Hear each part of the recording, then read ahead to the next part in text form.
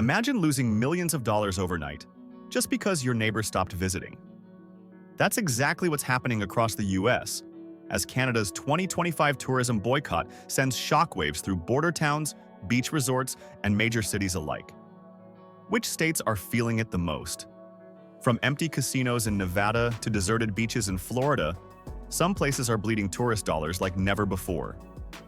Why are Canadians canceling trips? And how much is this really costing America's economy? In this video, we're diving into the 10 US states hit hardest by Canada's travel freeze. And trust me, the numbers might just blow your mind. Number 10. Maine. Picture this. You're strolling through Bar Harbor on a crisp summer morning, but the shops feel quieter, the lobster rolls more abundant, and the scenic trails less packed. Why? Because in 2025, Canadian tourists, who usually cross the border in droves, just didn't. Maine, a state where nearly 25% of summer tourism dollars once came from Canadians, has been hit hard by Canada's travel boycott. And that silence? It's costing the state more than just ambiance, it's costing millions. In 2024, roughly 1.3 million Canadians visited Maine, contributing over $975 million to its local economy. But this year, thanks to rising diplomatic tensions and Canada's strong stand against certain US policies, those numbers dropped by nearly 60%. That's like someone pulled the economic emergency brake on border towns like Calais, Houlton, and Jackman. Businesses that once thrived on seasonal visitors are now operating on razor-thin margins, or closing entirely. Hotels have reported a 40% drop in bookings from foreign tourists, and in some areas along the coast, Airbnb listings are sitting vacant week after week. Even Acadia National Park, one of the most visited national parks in the Northeast, saw a 20% drop in foot traffic this season. Local eateries, souvenir shops, and tour operators who depended on that flow are feeling the crunch. And here's the twist. Many Mainers didn't realize just how reliant their state was on its northern neighbors. With Canadians spending on everything from gas and groceries to boat rentals and guided moose tours, the vacuum left behind is massive. State officials estimate the boycott could shave off close to $450 million from Maine's 2025 tourism revenue alone. To respond, Maine's tourism board launched emergency campaigns targeting European and domestic tourists, but replacing nearly 1 million loyal Canadian visitors overnight? That's like trying to refill the Atlantic with a garden hose. Number 9. Vermont. Vermont, a place where maple syrup flows like gold, ski slopes sparkle like magic, and cozy inns welcome tourists like long-lost family. But in 2025, that warm buzz has cooled. Thanks to Canada's tourism boycott, Vermont's northern charm is feeling a deep economic frost. You see, Canadians made up about 15% of Vermont's annual visitors pre-boycott, more than 500,000 tourists each year. That's 500,000 folks who came to ski, shop, eat cheese, and relax. Now, they're staying home. The impact has been brutal. Burlington's boutiques, sales down by nearly 25%. Stowe's ski resorts, reporting a 30% drop in Canadian winter bookings. Bed and breakfasts from Montpelier to Middlebury that once thrived on holiday weekends now have more empty rooms than guests. Even maple syrup sales have dipped. Because believe it or not, a solid chunk of Vermont's export market went to Canadian tourists buying gallons to bring home. In total, Vermont's tourism economy is facing an estimated $300 million shortfall in 2025. Local officials are scrambling, launching ad campaigns across the US and Europe, offering travel discounts, and trying to make up for the lost northern traffic. But there's a hole here, because Canadians weren't just tourists. They were repeat guests, many returning every season. Their absence is like losing your favorite regulars at a neighborhood cafe. Even charming roadside shops and artisan markets that dot Vermont's scenic highways are struggling. One store owner in Woodstock reported that their foot traffic was down 40% compared to the same time last year. And if you think this is just about money, think again. It's about community connections, international friendships, and traditions that go back generations. For decades, Vermont has welcomed Canadian neighbors with open arms. And now, That warm exchange feels like a one-way street. Number 8. Minnesota. You might think of Minnesota as a peaceful, snowy northern state with charming towns and pristine lakes. But for Canadians, it was also a beloved escape, especially those from Manitoba and Ontario. In 2024 alone, over 600,000 Canadians visited Minnesota, bringing in close to $700 million in revenue. Fast forward to 2025, and that number has plunged nearly 55%, and trust me, locals are noticing. Places like Duluth and the Twin Cities, normally packed with Canadian shoppers, hockey fans, and weekend travelers, now feel eerily subdued. Mall of America, down nearly 18% in foot traffic from Canadian credit card users. Even border cities like International Falls are feeling the freeze. Gas stations, motels, fishing lodges, and even bait shops have seen revenue drop by over 30%. Who knew walleye tourism was that big? But it's not just about border shopping. Minnesota's summer lake tourism has taken a major hit. With fewer Canadians renting cabins, boating on Lake Superior, or visiting state parks, entire seasonal economies have crumbled. The state's Department of Tourism estimates a $400 million loss this year directly tied to the boycott. And let's not even talk about local hockey tournaments. Events that once drew dozens of Canadian teams are now seeing record-low registrations. Minnesota is fighting back with discounts, domestic ad campaigns, and cross-state events. But replacing Canadian loyalty isn't easy. Many Canadians owned timeshares here, built multi-year vacation traditions, or visited family just across the border. That long-standing bond is now fractured, and many Minnesotans are frankly heartbroken. Even large retailers and chains are slashing hours or laying off staff in tourist-heavy areas. In a state where every lake used to feel like a magnet for visitors, the 2025 boycott has made things feel still, almost too still. Number 7. Washington. Let's head to the Pacific Northwest, where Washington State used to be the weekend playground for millions of Canadians. Places like Seattle, Bellingham, and especially the quirky little exclave of Point Roberts were buzzing with activity, mostly thanks to visitors from British Columbia. But in 2025, Washington feels like someone turned down the volume on cross-border life. Pre-boycott, over 3.1 million Canadians visited Washington annually, spending more than $1.1 billion. Vancouverites could zip down to Seattle in just under 3 hours for shopping, sports, concerts, and food. But this year, border crossings have plummeted by 62%. The boycott has hit hard, especially in Whatcom County, where Canadians once made up 47% of weekend retail traffic. You read that right, nearly half. Point Roberts, that tiny U.S. town surrounded by water and Canada, is practically a ghost town now. It relied almost entirely on Canadians for groceries, gas, and real estate. Since the boycott, dozens of businesses have shut down, property values have slumped, and even the local school is teetering on closure due to vanishing families. In Seattle, everything from hotel bookings to Pike Place market sales are down. Even the Seattle Mariners reported a steep decline in ticket sales from Canadian fans. Meanwhile, Bellingham's outlet malls, once flooded with Canadian shoppers looking for deals, now look eerily calm. Businesses across the board, from restaurants to gas stations, are reporting a 30 to 50% revenue dip. The Washington State Tourism Board estimates nearly $700 million in losses for 2025 and warns the ripple effect could worsen if the boycott persists. They've rolled out influencer campaigns and digital ads to attract new markets, but many admit they can't replace the neighborly ease and loyalty that Canadians brought. Washington didn't just lose tourists, it lost a relationship, and right now, everyone's feeling the absence. Number 6. Michigan. Michigan and Canada have always been more than just neighbors. They're practically family. Cities like Detroit and Windsor are divided only by a bridge, but in 2025, that connection feels more like a chasm. Michigan has been hit hard by Canada's tourism boycott, and for border towns, it's not just noticeable, it's crushing. In 2024, nearly 4 million Canadians crossed into Michigan, spending upwards of $1.2 billion in everything from hotel stays and casinos to outlet malls and hockey games. But this year, Crossings at the Ambassador Bridge and Blue Water Bridge are down by over 60%. That's over 2.4 million fewer visitors. Ouch. Detroit's Greektown Casino reported a 35% drop in out-of-country patrons.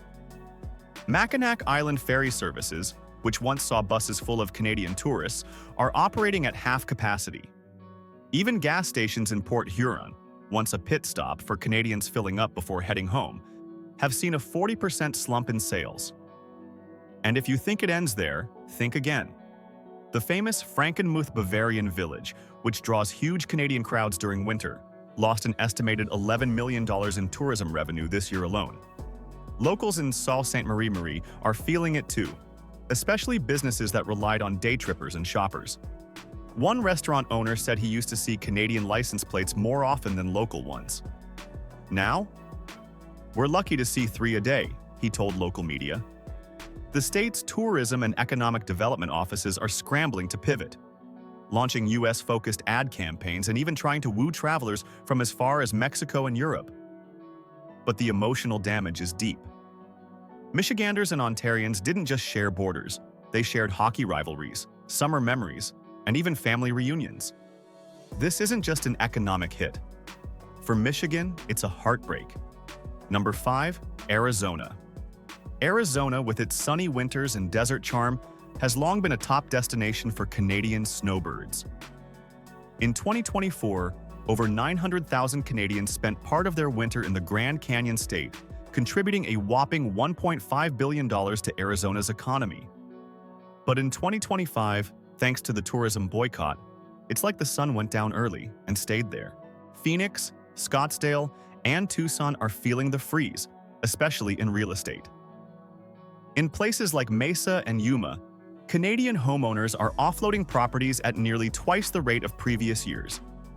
Listings tagged previously Canadian-owned have become a quirky real estate trend, but behind it is a sharp 45% drop in winter rentals and home sales to foreign buyers, mostly Canadians. RV parks that once had waiting lists are now offering discounts. Golf courses in Sun City are eerily empty by mid-morning, and local retailers, from grocery stores to golf shops, are seeing 25% less revenue than the same time last year. Restaurants in Sedona, where Canadians often dined during road trips, are offering buy one get one deals to stay afloat. State officials report an estimated $600 million drop in tourism revenue due to the boycott.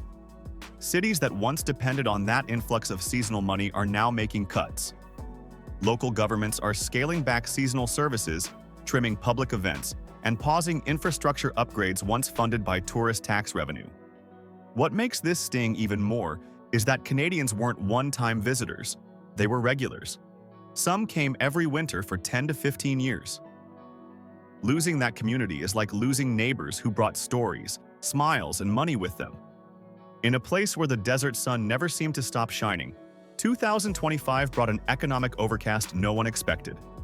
Number 4, Nevada. When you think Nevada, you think Vegas, baby. Bright lights, slot machines, epic shows, and yes, Canadian tourists rolling in with excitement and credit cards in hand. But in 2025, Nevada's casinos and resorts aren't ringing up jackpots. They're facing a serious cold streak, and the Canadian tourism boycott is a big reason why. In a normal year, over 1.8 million Canadians visit Nevada, with a staggering $1.3 billion in tourist spending. But since the boycott, visitor numbers from Canada have plunged nearly 58%. The Las Vegas Strip? It still glitters, but it's noticeably quieter. Hotel occupancy rates are down 22% in Canadian heavy weeks. Casino floors report fewer high roller bookings. Even Cirque du Soleil, hugely popular among international tourists, has canceled several shows due to lagging ticket sales. Beyond Vegas, other parts of Nevada are feeling the pinch. Lake Tahoe ski resorts saw a 35% dip in bookings from Canadians during the winter season. And in Reno, where Canadian poker players and sports gamblers once packed the tables, gaming revenue is down by 18% year over year. The economic ripple is massive. The Nevada Tourism Authority estimates a $700 million loss from the Canadian market alone. Airlines have cut back on direct flights from Toronto and Vancouver. Hotels have paused hiring seasonal staff. Even rideshare companies are reporting 15 to 20% fewer fares per weekend compared to last year. It's not just numbers, it's vibes. Canadians brought an energy to Nevada tourism that balanced wild fun with loyal return visits. Many celebrated anniversaries, weddings, and big wins here for decades. Their absence isn't just noticeable, it's haunting. For the first time in years, Nevada isn't hitting the house edge. And if this boycott continues, the state might find that what happens in Canada doesn't stay in Canada. It hits Nevada right where it hurts. Number 3. California. California is used to everything being big.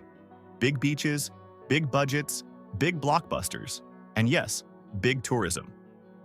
But in 2025, one thing is significantly smaller: the number of Canadian visitors. And trust me, it's leaving a big dent in the Golden State's golden economy. In 2024, California welcomed nearly 2.3 million Canadian tourists, who collectively spent around $1.8 billion across the state. From the sun-kissed streets of Los Angeles to the vineyards of Napa Valley and the stunning coasts of San Diego, Canadians were among the most loyal international travelers. But now, travel bookings from Canada are down by over 60%, and the ripple effect is real. Disneyland in Anaheim has reported a 25% dip in international family ticket sales. San Francisco's iconic Pier 39 shops, foot traffic is down 30% compared to last spring. Even small towns along the Pacific Coast Highway, like Carmel by the Sea and Pismo Beach, are reporting local business closures directly tied to the tourist drought. California's Department of Tourism estimates a $900 million loss from the Canadian market alone. That's not small change. It's enough to fund several major public transit expansions or wildfire prevention programs. And don't forget air travel.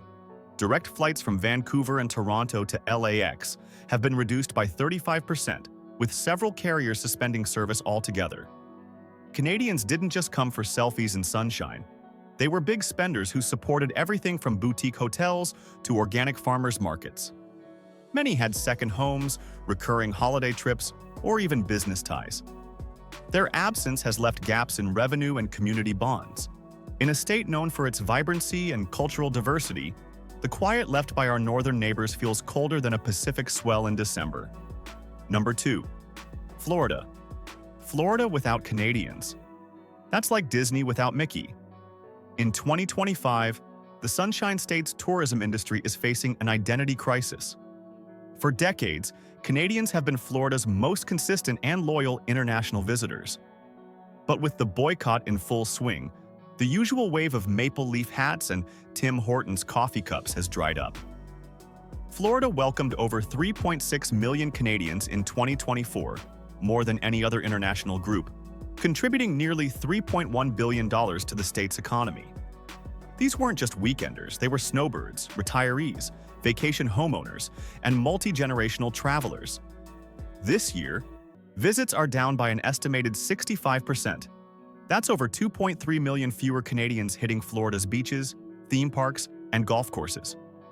South Florida has been hit the hardest. Fort Lauderdale's beachfront businesses are seeing losses upwards of 40%. Condo associations in Miami-Dade that once boasted 85% Canadian-owned now sit with half-empty parking lots. Even real estate transactions involving Canadian buyers are down by 55%. Tourism-heavy cities like Orlando are feeling the pinch. Walt Disney World and Universal Studios reported a combined $200 million loss in revenue from reduced international bookings. Meanwhile, Gulf Coast towns like Naples and Sarasota are struggling to fill seasonal rentals. But here's where it gets more painful. Many Florida communities planned budgets around that dependable Canadian cash flow. Local governments have paused park upgrades and community festivals. Hospitals that catered to seasonal residents are seeing financial strain. Florida's tourism board is aggressively marketing to South America and Europe, but the void left by Canadian loyalty is massive. It's not just about missing tourists, it's about losing a part of Florida's seasonal identity. Number 1. New York. New York isn't just a state, it's an experience. And for Canadian travelers, it's been a favorite destination for shopping sprees, Broadway lights, and cultural adventures. But in 2025, the energy feels off. And that's because more than 800,000 Canadian tourists who usually flock here each year have stayed away, leaving a silence that's as loud as the honkless streets of Manhattan. The boycott is costing New York dearly. In 2024, Canadians spent close to $1.7 billion in the state. From upstate ski towns to NYC's Fifth Avenue, their spending boosted hotels, restaurants, luxury retail, and transportation. But with a reported 52% drop in Canadian arrivals this year, the Empire State could be staring at losses of over $850 million. New York City, specifically, is bearing the brunt. Air Canada and WestJet bookings have plummeted by nearly 60%. Midtown hotels that once charged $400 a night are offering desperate deals for $199. Iconic attractions like the Statue of Liberty, Times Square, and even Broadway shows are reporting lower international attendance, forcing some productions to reduce show times or go dark entirely. Beyond the Big Apple, places like Niagara Falls and the Adirondacks, heavily reliant on cross-border traffic, are facing a different kind of drought. Local shop owners in towns like Plattsburgh and Buffalo report 30 to 45% revenue drops. Buffalo's outlet malls, once a paradise for Canadian shoppers, now feel like ghost towns. Even the state's famous restaurant scene is hurting. Michelin-starred eateries in NYC have seen reservation no-shows double. And let's not forget the ripple. Fewer visitors means fewer jobs. Hospitality layoffs across the state are climbing. For a state that thrives on hustle and movement, the absence of millions of friendly, wallet-ready Canadians is more than just a blip. It's a full-on economic bruise.